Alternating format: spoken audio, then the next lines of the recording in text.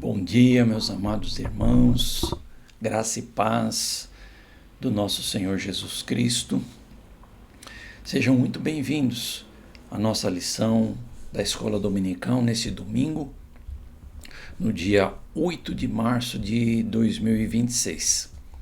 Vamos continuar estudando a Palavra de Deus e neste domingo o redator foi o pastor Elton Mello, cujo tema da nossa lição é realidades presentes e futuras concernentes ao cristão.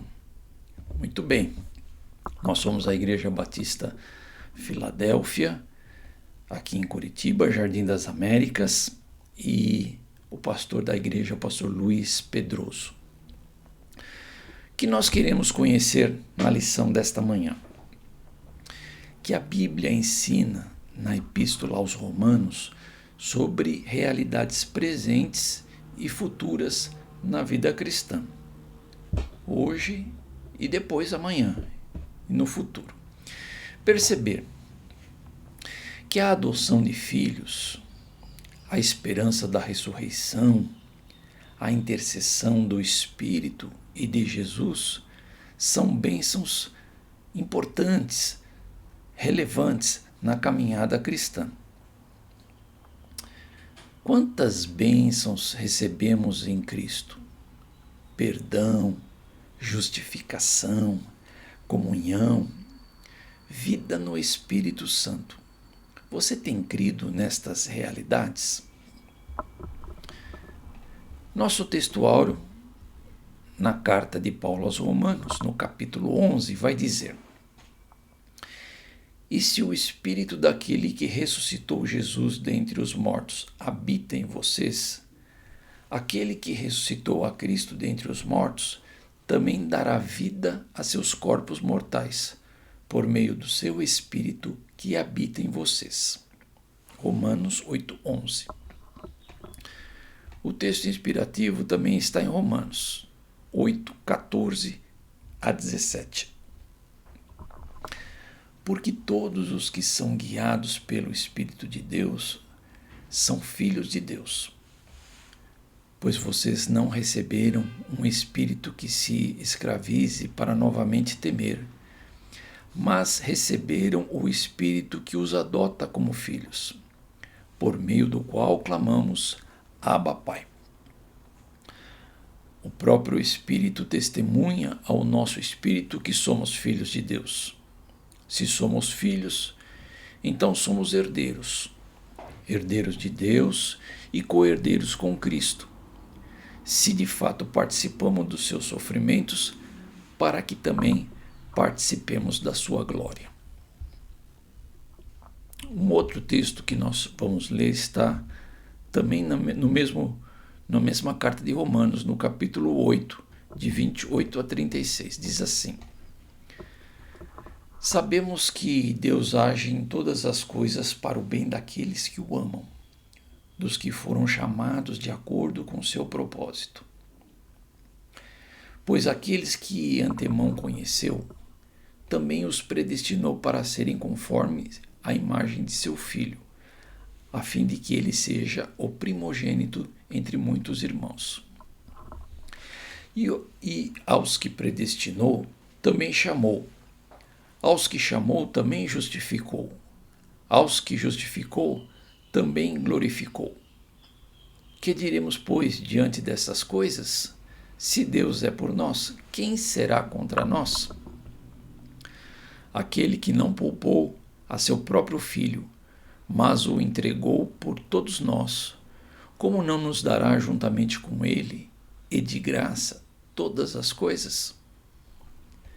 Quem fará acusação contra os escolhidos de Deus? É Deus quem os justifica.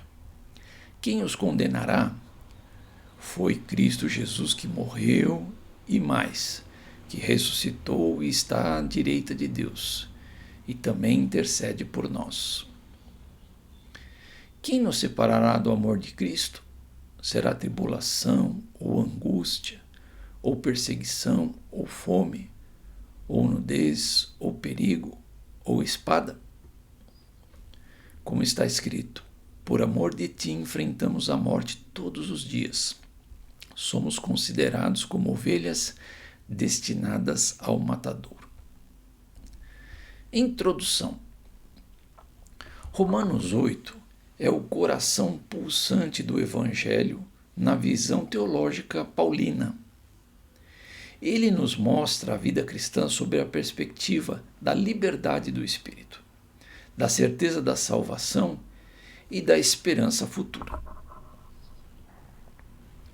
Enquanto os capítulos anteriores abordam o conflito entre a carne e a lei, este capítulo proclama a vitória da graça. A vida no Espírito não é uma teoria, mas uma experiência contínua de transformação. O Espírito Santo habita no crente, intercede por ele e o conduz à glória. Paulo apresenta aqui a mais completa descrição das realidades espirituais presentes: vida no Espírito, adoção de filhos, comunhão com o Pai, e também futuras: ressurreição da morte, glorificação do corpo e a vitória final. Estudemos esta lição considerando os seguintes tópicos. Tópico 1. Vida no Espírito, liberdade e poder para viver em santidade. A vida no Espírito é o primeiro sinal de que pertencemos a Cristo. Paulo declara: a mente controlada pelo Espírito é vida e paz. Romanos 8,6. Que maravilha, né, irmãos? Que maravilha. O Espírito Santo é quem liberta o crente da condenação e o capacita a vencer o poder do pecado. Ele gera em nós o desejo de agradar a Deus e nos convence da verdade. O Espírito também atua como conselheiro, consolador e transformador interior. É Ele quem nos conduz a uma vida frutífera, caracterizada por amor, alegria, paz e domínio próprio. Viver no Espírito é permitir que Ele governe as emoções, as decisões e o destino da alma. Aplicação. Quais atitudes práticas mostram que sua mente está sendo dirigida pelo Espírito e não pela natureza pecaminosa? Ponto 2. Adoção e herança. A segurança da filiação divina. A adoção é o ato soberano de Deus de incluir-nos em sua família.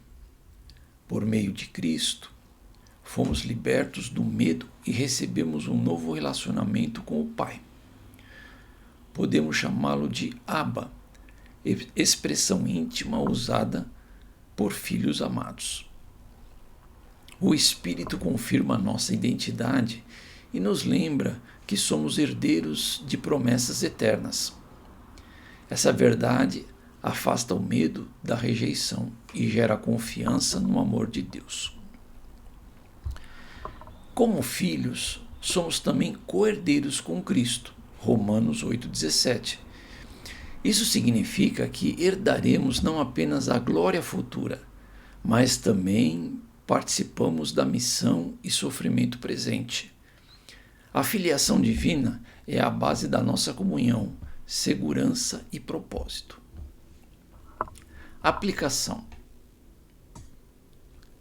Você vive com a confiança de um filho amado de Deus ou ainda se vê como um servo inseguro diante do Pai? Tópico 3. A glorificação futura, vitória e esperança inabalável. O Espírito Santo não apenas gera em nós vida espiritual, ele também a consuma, conduzindo-nos até a glorificação. Romanos 8,30 afirma que os que de Deus justificou também glorificou. No passado, ao nos declarar filhos dele, e no futuro, ao alcançarmos o alvo eterno. A vitória está garantida. A glorificação é o momento em que nossos corpos serão transformados, livres da corrupção e do pecado. Enquanto aguardamos esta esperança, o Espírito intercede por nós, alinhando nossas orações ao propósito de Deus. Romanos 8,26. Essa intercessão é um lembrete de que nunca estamos sozinhos. Cristo, à direita do Pai, também intercede por nós. Romanos 8,34. Por isso, Paulo concluiu triunfantemente: nada poderá nos separar do amor de Cristo. Graças a Deus. Aplicação. Como a presença da glorificação molda a forma que você enfrenta as dificuldades e frustrações do presente? Conclusão. A vida cristã é marcada por 3 certezas: o poder do Espírito no presente, a adoção que nos garante identidade e a esperança da glória futura. Romanos 8 revela que nada pode frustrar os planos de Deus para a vida dos que o amam, mesmo em meio a sofrimento. O Espírito nos fortalece. Cristo intercede por nós e o Pai trabalha em todas as coisas para o nosso bem. Portanto, viva em paz com essa verdade. Você é mais que vencedor em Cristo Jesus. Não por mérito próprio, mas pela graça que envolve desde agora e até a eternidade. Em todas essas coisas somos mais que vencedores por meio daqueles que nos amou. Romanos 8,37. Ainda há tempo, algumas definições de termos teológicos. Justificação. Ato de Deus que declara justo o pecador pela fé em Cristo. Romanos 5,1. Adoção. Ato da graça mediante o qual Deus recebe o crente como filho e herdeiro. Efésios 1,5. Glorificação. Transformação final do crente em corpo e alma, para refletir plenamente a imagem de Cristo. 1 Coríntios 15, 51 a 54. Intercessão. O ministério contínuo de Cristo e do Espírito em favor dos crentes. Romanos 8, 26 e 34. Amém. Que Deus te abençoe, meu amado irmão. Essa lição é muito importante. Romanos 8 define muitas coisas na nossa esperança, da nossa fé, do que Deus fez na nossa vida e do que vamos alcançar na eternidade. Somos mais que vencedores em Cristo. Coloque tua fé no Senhor e não deixe de crer jamais. Compartilhe essa lição e uma boa semana em nome do Senhor Jesus. Amém. Até a nossa próxima lição.